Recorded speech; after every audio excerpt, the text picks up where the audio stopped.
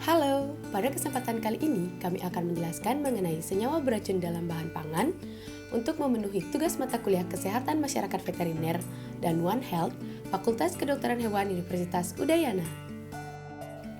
Adapun kelompok kami yaitu saya sendiri, Nika Desita Amelia dengan NIM 19095, kemudian ada Syafira Laili Aulia dengan NIM 19101, dan ada Nikomang Wijayani dengan NIM 19108.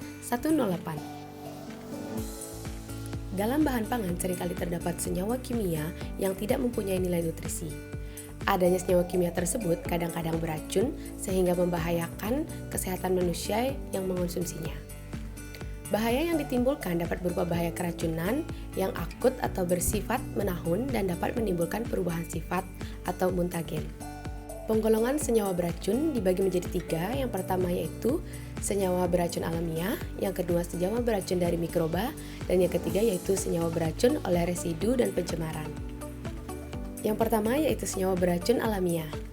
Berbagai macam bahan makanan, baik hewani maupun nabati, seringkali secara alamiah mengandung berbagai senyawa yang beracun. Senyawa beracun yang dapat menimbulkan keracunan akut pada umumnya sudah diketahui oleh masyarakat, namun masyarakat sendiri masih tetap mengonsumsinya. Jadi diperlukan adanya cara pengolahan yang dapat mengurangi atau menghilangkan senyawa tersebut. Yang pertama yaitu cyanida dalam singkong. Kandungan cyanida dalam singkong bervariasi, jadi rata-rata 50 mg per kilogram, namun masih aman untuk dikonsumsi. Pengolahan singkong secara tradisional dapat mengurangi atau bahkan menghilangkan kandungan racun di dalam singkong tersebut dengan beberapa cara, yaitu kulitnya dikupasi, kemudian dikeringkan, direndam, bahkan difermentasi. Selanjutnya yaitu alkaloid dalam kentang. Jadi kandungan alkaloid tergantung dari varietas, keadaan lingkungan tumbuh, serta kondisi penyimpanannya. Kandungan terbanyak seringkali terdapat pada bagian dekat kulit kentang. Untuk kandungannya biasanya tidak lebih dari 5 mg per 100 gram berat kentang segar. Selanjutnya yaitu alkaloid pyrrolizidina. Jadi alkaloid pyrrolizidina sendiri merupakan suatu alkaloid yang beracun dan beberapa diantaranya merupakan senyawa yang bersifat karsinogenik. Pyrrolizidina sendiri dikenal sebagai racun untuk hati ataupun paru-paru. Kompre merupakan tanaman yang mengandung 2 jenis dari alkaloid pyrrolizidina ini yang dikenal dengan sebutan sifitin dan ekimidin. Kemudian ada kafein. Jadi kafein merupakan alkaloid dalam teh, kopi, coklat, dan cola. Kafein sendiri memiliki fungsi sebagai stimulan dan dicurigai terdapat pengaruh kafein sendiri terhadap ibu yang sedang mengandung yang dapat menyebabkan kelahiran bayinya cacat. Selanjutnya ada mimosin dan leukonin. Mimosin banyak terdapat dalam biji lam toro atau pete Cina atau bahasa ilmiahnya Leucaena glauca. Mimosin sendiri merupakan senyawa yang dicurigai sebagai penyebab dari rontoknya rambut pada hewan dan manusia. Hal ini diperkirakan terjadi karena hubungannya dengan retrogresi sel-sel partikel rambut. Informasi mengenai akibat keracunan mimosin pada manusia ini terdapat di Sumedang, Jawa Barat, yaitu rontoknya rambut wanita dari berbagai tingkat usia yang sering mengkonsumsi daun polong muda mentah, namun rambut akan kembali tumbuh bila konsumsinya dihentikan. Mimosin juga bersifat sangat mudah larut dalam air, di mana ada cara untuk menghilangkan atau menurunkan kadar senyawa beracun ini dilakukan dengan cara merendam biji lam toro pada suhu air 70 derajat Celcius selama 24 jam atau pada 100 derajat Celcius selama 4 menit. Nah, dengan cara ini kandungan mimosin dapat turun dari 4,5% menjadi 0,2% atau penurunan sebanyak 95%. Yang kedua ada asam jengkolat. Racun asam jengkolat ini terdapat dalam biji jengkol atau Pitecolobium lobatum. Asam jengkolat dapat mengakibatkan gangguan kesehatan yang disebabkan karena terbentuknya kristal asam jengkolat yang dapat menyumbat saluran air seni. Namun, ketahanan seseorang terhadap keracunan asam jengkol ini berbeda-beda, dan keracunan asam ini juga jarang menimbulkan kematian. Jumlah asam jengkolat dalam satu biji jengkol adalah 1-2% dari berat bijinya. Asam jengkolat mempunyai struktur molekul yang mempunyai asam amino sintein dan terdapat dalam keadaan bebas. Asam jengkolat sangat susah larut dalam air, dan kelarutannya dalam asam dan basa sangatlah lama. Pembentukan kristal asam jengkolat dalam urin manusia juga tergantung dari pH urin tersebut, di mana pada pH urin yang asam jengkolat akan mengkristal dalam ginjal. Kemudian ada pakirizida, di mana ini merupakan senyawa beracun yang ada dalam biji bengkoang. Karena biji bengkoang mengandung zat beracun yang mempunyai dana narkotik terhadap susunan sistem saraf pusat. Kematian juga dapat terjadi akibat kelumpuhan dari organ pernapasan. Nah, selain itu, biji bengkoang ini juga dapat dipakai untuk menangkap ikan.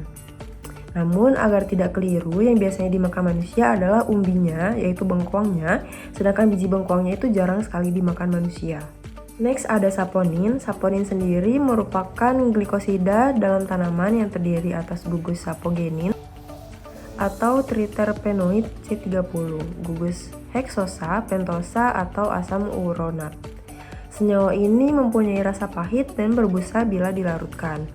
Saponin juga menjadi penyebab dari hemolisis sel darah merah dan sangat beracun terhadap hewan berdarah dingin. Sedangkan terhadap hewan berdarah panas, daya toksisitasnya berbeda-beda.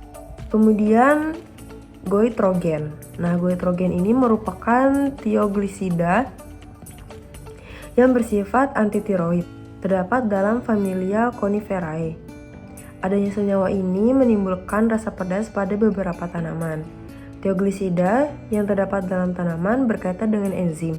Enzim ini akan menghidrolisis tioglisida menghasilkan glukosa dan bisulfat. Yang terakhir ada gosipol. Gosipol ini ada dalam biji kapas, di mana biji kapas mengandung 0,4 sampai 1,7% pigmen gosipol dan pigmen lain yang serupa. Senyawa gosipol ini sangat relatif dan menyebabkan gejala keracunan pada hewan peliharaan maupun hewan percobaan. Adanya gosipol dalam biji kapas dapat menurunkan nilai nutrisi tepung biji kapas yang merupakan sumber protein nabati. Kemudian bab selanjutnya, yang kedua ada senyawa racunan mikroba. Keracunan atau intoksikasi. Hal ini dapat terjadi karena mengkonsumsi makanan yang mengandung senyawa beracun yang diproduksi oleh mikroba, baik bakteri seperti Clostridium botulinum, Staphylococcus aureus, dan Pseudomonas cacovenenas. Selain dari bakteri, juga bisa dari kapang seperti Aspergillus flavus, Penicillium sp, dan lain sebagainya.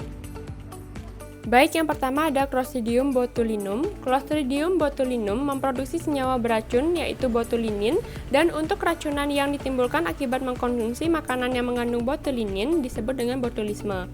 Botulinin merupakan sebuah molekul protein dengan daya keracunan yang sangat kuat.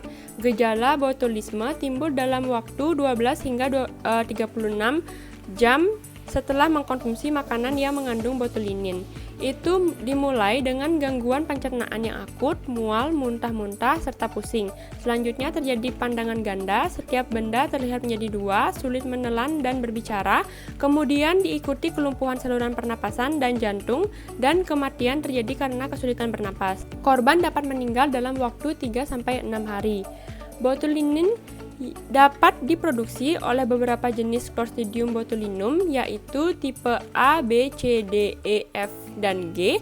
Tipe yang paling berbahaya adalah tipe A dan B, sedangkan tipe E dan F dalam derajat yang lebih lemah juga tetap berbahaya bagi manusia.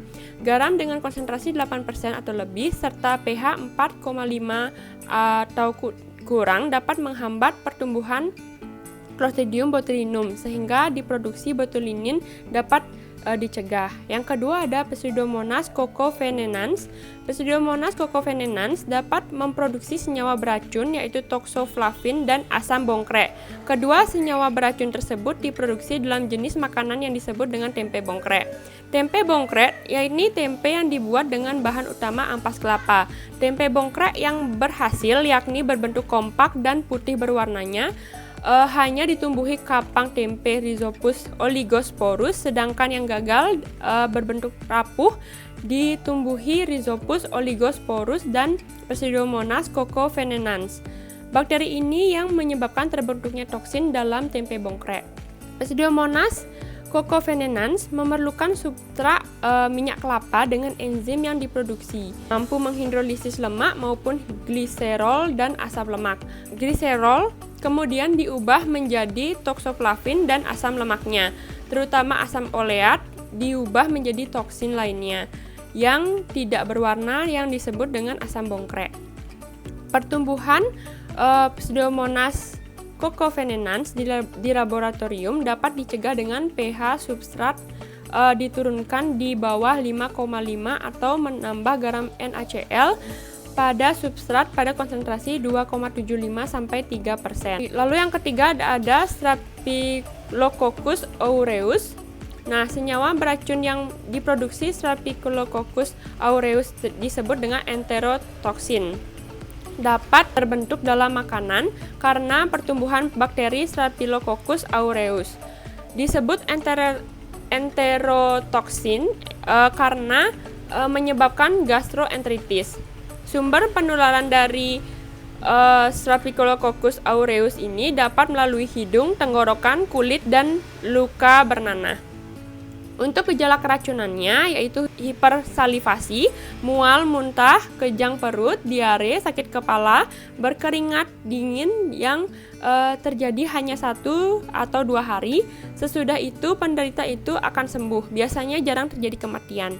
Yang keempat ada mitotoksin dan aflatoksin. Mitotoksin merupakan senyawa beracun yang diproduksi oleh kapang atau jamur, namun tidak semua kapang memproduksi toksin. Beberapa di antaranya berguna dalam pembuatan tempe, kecap, dan keju.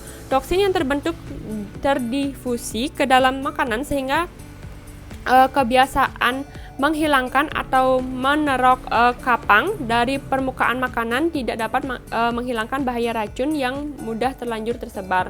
Mitotoksin yang dikenal adalah alfa-toksin.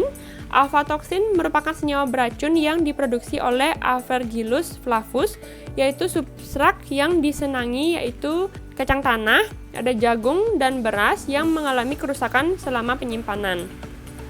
Selanjutnya, residu dan pencemaran. Yang pertama ada pestisida. Pestisida yang termasuk yakni insektisida, fungisida, dan rodentisida. Sering digunakan untuk mengurangi kerusakan komoditi pangan baik yang masih di ladang maupun dalam penyimpanan agar menghasilkan produk dengan mutu yang lebih baik. Pestisida ini yang digunakan tersebut meninggalkan residu dan bahan pangan yang dapat membahayakan konsumen. Karena itu pemakaiannya harus diawasi dan residu yang tertinggal tidak boleh melebihi kadar toleransi yang ditentukan oleh pemerintah. Pada komoditi ternak, antibiotik, hormon, dan tranquilizer dan enzim sering digunakan untuk meningkatkan pemanfaatan makanan ternak atau meningkatkan hasil ternak. Residu dari bahan tersebut dapat tertinggal dalam daging unggas, susu, dan telur berupa bahan adiktif yang tidak disengaja. Selanjutnya yang kedua ada kontaminasi radioaktif. Kontaminasi radioaktif dapat terjadi pada air dan bahan pangan melalui isotop radioaktif yang terjadi secara alami dari debu radioaktif, baik dari pelepasan senjata nuklir atau dari pabrik pembangkit tenaga nuklir. Sumber utama radioaktif terjadi secara alami di permukaan bumi maupun dalam sinar-sinar kosmos. Dua kontaminasi radioaktif utama adalah kalium 40 dan karbon 14 yang berturut-turut memiliki waktu paruh 220 juta dan 5.760 tahun. Karena lamanya waktu paruh tersebut, maka kalium 40 dan karbon 14 merupakan bahaya yang berpotensial. Walaupun demikian, karbon 14 menjadi kurang berbahaya karena terserap oleh tubuh dalam jumlah yang kecil saja. Sedangkan bahaya kalium 40 juga dikurangi karena relatif sangat cepat meninggalkan tubuh, yaitu hanya beberapa bulan saja berada dalam tubuh. Unsur radioaktif yang masuk dalam bahan makanan dan air hasil dari ledakan nuklir terutama strontium 90, cesium 137, iodium 131 dan karbon 14. Strontium 90 mempunyai waktu paruh 28 tahun termasuk dalam golongan yang sama dengan kalsium. Baik, yang ketiga ada kontaminasi merkuri, yaitu keracunan metil merkuri terjadi karena korban memakan makanan yang telah terkontaminasi merkuri. Keracunan merkuri disebut dengan minamata, dengan gejala terasa panas pada bibir, lidah, lalu kehilangan penglihatan, kesusahan berbicara dan menelan, koma, dan kematian. Batas maksimum yang disarankan mengkonsumsi merkuri adalah 0,3 mg per orang per minggu atau 0,005 mg per kilogram berat badan, dan dari jumlah tersebut tidak boleh lebih dari 0,2 mg sebagai metil merkuri. Merkuri organik juga bertanggung jawab terhadap keracunan bahan makanan. Merkuri organik biasanya digunakan untuk melindungi biji-bijian yang disimpan. Sekian presentasi dari kelompok kami. Mohon maaf bila terdapat kekurangan dan kesalahan. Saya tutup dengan terima kasih.